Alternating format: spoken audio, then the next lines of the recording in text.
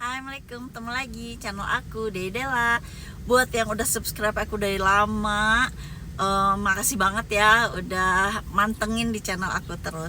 Kalian banyak yang nanyain gimana teh update-nya nih, perkembangan ginjal bengkaknya gitu ya. Nah, aku belum bisa jawab satu-satu, aku mau jawab di video ini aja ya teman-teman ya. Jadi flashback dulu, seperti yang aku pernah ceritain bahwa aku punya pujo, yaitu kelainan ginjal, kelainan saraf, disfungsi saraf dari lahir, jadi bawaan lahir. Tapi aku baru mengetahui beberapa tahun belakang ini. Nah, pujo ini atau disfungsi saraf ini menyebabkan ginjal kiri aku tuh bengkak, atau ukurannya tuh lebih besar dari ginjal yang normal gitu. Kemudian dokter bedah urologi aku sempat pakai stent atau sempat pakai ring di ginjal kiri aku gitu. Nah, setelah 3 bulan kemudian dilepas, aku masih rutin untuk kontrol, biasanya 1 bulan sekali. Kalau sekarang udah 3 bulan sekali gitu. Apa aja sih 3 bulan sekali tuh yang aku lakukan gitu. Yang pertama, aku selalu USG abdomen atau USG ginjal untuk mengetahui gimana sih keadaan ginjal aku yang sekarang tuh gitu. Kemudian yang kedua, aku juga rutin periksa darah untuk tahu gulanya kayak gimana, segala macam lah, pokoknya yang dokter urologi aku perlukan data dari darah aku. Kemudian yang ketiga adalah tes urin lengkap, biar tahu gimana urin aku tuh keruh atau bening atau jernih atau protein bagus dan lain sebagainya. Pokoknya 3 bulan sekali itu yang aku lakukan. Kemudian kalau hasilnya baik, akan diulang 3 bulan berikutnya. Kalau hasilnya kurang baik, akan dilakukan lagi CT scan ginjal. Nah, kenapa aku agak menghindari CT scan ginjal? Karena itu tuh rasanya nggak enak banget. Aku tuh harus dikuras banget perutnya dari mulai jam 9 malam. Harus dikuras terus, harus dikeluarin pakai obat sampai aku tuh diare lah, dipaksa diare ya. Kemudian baru diperiksa di jam 9 pagi besoknya. Dan itu tuh bikin aku sampai nggak bisa jalan karena lemes banget, semua cairan keluar, semua isi perut keluar, memang perutnya harus kosong. Jadi aku tuh kalau CT scan, aku tuh ke ruangan CT scan tuh udah langsung pakai kursi roda karena udah nggak sanggup lagi jalan. Kemudian masuk ke alat CT scan, itu rasanya sangat tidak nyaman karena mungkin cairannya juga kurang, akunya lemas, pusing, pengen muntah gitu segala macam. Tapi kalau itu udah selesai sih kita boleh makan lagi dan semuanya membaik lagi. Cuman ya aku sih kalau memang bisa pakai USG ginjal dulu, pakai itu dulu. Kalau keadaan memburuk, dokter memerlukan data lain, ya baru CT scan ginjal gitu teman-teman. Nah, yang mau aku update sekarang itu adalah hasil pemeriksaan rutin aku yang terakhir. Jadi teman-teman, ginjal kiri aku itu memang kan ada disfungsi saraf gitu ya.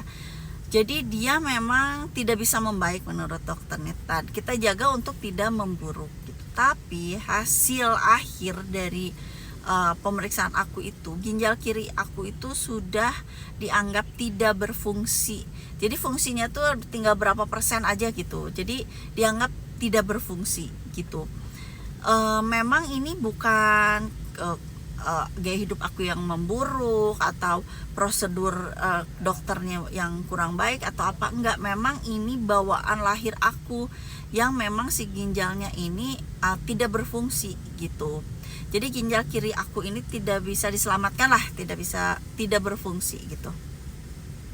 Ini sebenarnya nggak terlalu mengagetkan ya, karena aku udah dikasih tahu dari awal bahwa ginjal kiri ini memang begini keadaannya gitu. Nah, dokter juga kasih beberapa opsi ke aku. Yang pertama, pasang lagi stent atau ring yang permanen. Ring permanen itu, kalau yang aku pasang kemarin kan per 3 bulan harus dibuka gitu ya, harus dicabut lagi. Kalau yang permanen itu bisa sampai 1 tahun gitu. Jadi 1 tahun sekali dicabut gitu. Kemudian yang kedua adalah bypass. Jadi ada saraf yang tidak berfungsi di ginjal aku di bagian sini, misalnya ini ginjal misalnya, terus di bagian sini. Nah, nanti dokter akan memotong bagian yang tidak berfungsi sebelah mana, misalnya segini gitu. Nanti dokter akan menyatukan bagian yang baik, yang sehat dengan bagian yang sehat lagi gitu. Tapi banyak pertimbangan aku. Yang pertama itu adalah operasi bedah terbuka. Itu juga pasti pemulihannya lama karena ada sayatan dan luka dan lain sebagainya. Kalau aku punya keloid itu mungkin akan memperburuk, tapi sebenarnya aku insya Allah nggak punya sih keloid gitu ya. Tapi kan nggak tahu nih gitu, dengan usia aku yang makin tua gitu, takutnya gimana pokoknya aku seremnya itu karena itu bedah terbuka. Karena kan kalau stent itu kan nggak ada bedah terbuka sama sekali gitu ya. Nah kemudian yang ketiga kan, yang pertama stent permanen 1 tahun sekali dibuka, kemudian yang kedua adalah di bypass si yang tidak berfungsinya gitu ya, saraf yang tidak berfungsinya. Yang ketiga adalah diangkat si ginjalnya, dan itu tuh bikin aku kayak aduh gimana ya, itu kan operasi besar gitu, sudah jelas ya resikonya juga pasti akan lebih banyak dan lain sebagainya. Dan itu tuh nggak menyembuhkan aku gitu. Kenapa dokter menyarankan untuk diangkat aja? 1, karena memang tidak berfungsi. Yang kedua, supaya aku tuh nggak ada serangan lagi. Kadang-kadang kan aku masih ISK karena dia masih bengkak kan ginjal kirinya kan, dia nggak bisa ngeluarin urinnya 100% gitu. Jadi masih ada pengendapan. Itu yang selalu bikin aku ISK gitu. Nah kalau diangkat, dibuang aja itu si ginjalnya, itu aku kemungkinan ISK-nya akan lebih ini gitu, pendek gitu ya. Jadi akan lebih sedikit lah kemungkinan ISK-nya gitu. Kemudian ya aku juga jadi, nah, dokternya bilang manusia dengan 1 ginjal juga nggak apa-apa kok gitu ya. Tapi ada rasa gimana ya, kayak aduh gimana lah gitu. Terus aku bilang, dok kalau misalnya nggak dioperasi memangnya nggak apa-apa ya? Sebetulnya nggak apa-apa katanya gitu, cuman ya itu jadi akan ada resiko ISK terus. Walaupun aku udah menjaga higienitas, udah minum air putihnya juga bagus gitu ya, nggak pernah kurang. Aku juga nggak minum gula berlebihan dan udah menjaga pola hidup aku segala macam. Tapi tetap aja ISK itu akan muncul karena memang ginjal kiri aku bengkak. Itu yang pertama teman-teman. Jadi dari 3 opsi itu aku memilih untuk tidak melakukan semuanya. Kemudian berita buruk yang kedua adalah karena ginjal kiri aku sudah tidak berfungsi, maka ginjal kanan aku bekerja lebih berat. Nah ginjal kanan yang bekerja lebih berat, dia jadi akhirnya lebih bengkak. Jadi ginjal kanan aku tuh kemarin ikutan bengkak gitu. Nah fungsi dari aku 3 bulan sekali USG ginjal dan lain sebagainya sebenarnya bukan hanya untuk mengecek ginjal kiri aku yang memang dari lahirnya udah tidak berfungsi gitu ya, tapi juga mengecek ginjal kanan aku ya, karena dia nge-backup semuanya kan. Jadi ginjal kanan tuh diperiksa terus nih gimana. Nah kemarin itu ginjal kanan aku tuh lebih bengkak dari biasanya teman-teman. Menurut dokter aku itu tuh karena dia bekerjanya memang lebih berat gitu. Yang pertama karena usia aku gitu, aku usianya udah nggak muda lagi. Kemudian yang kedua